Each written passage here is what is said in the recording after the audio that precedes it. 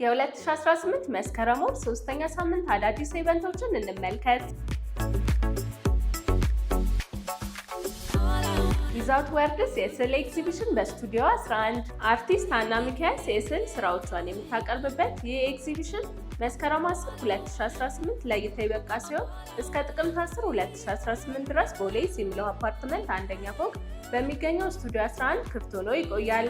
መግቢያ በነፃ።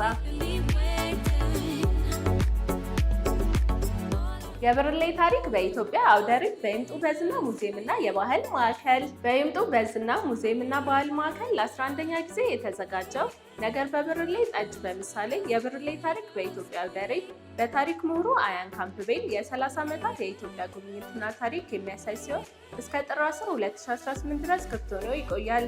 መግቢያ 150 ብር ብቻ።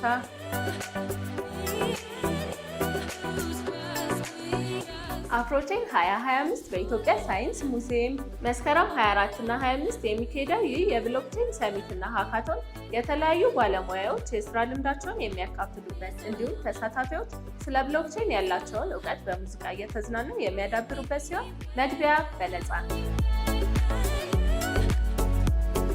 የአንድ ቀን ጉዞ ወደ ከሰም ሸለቆና ማሩ ፏፏቴ እሁድ መስከረም 25 ከአዲስ አበባ በ55 ኪሎ ሜትር ርቀት ወደሚገኙት ከሰም ሸለቆና ማሩ ፏፏቴ የሚደረገው የጉዞ ዋጋ 2500 ብር ሲሆን በፓኬጁ ትራንስፖርት፣ ምግብ፣ የአስጎብኚ የመግቢያ ትኬትን ያካትታል። በጉዞ ላይ እድሜያቸው ከ7 ዓመት በላይ የሆኑ ህጻናት መሳተፍ ይችላሉ። ማንኛውም አይነት ኢቨንቶች በኦል አዲስ ኢቨንትስ እንዲቀርብለው ከፈለጉ ከታች ባለው ስልክ ቁጥር ይደውሉልን። እነዚህንና የመሳሰሉ ኢቨንቶች ለመከታተል ኦል አዲስ ኢቨንትስ.com ላይ በመግባት መመልከት ይችላሉ። ለቻናላችን አዲስ ከሆኑ ሰብስክራይብ፣ እንዲሁም ይህንን ቪዲዮ ላይክ እና ሼር ማድረግ እንዳይረሱ። እናመሰግናለን።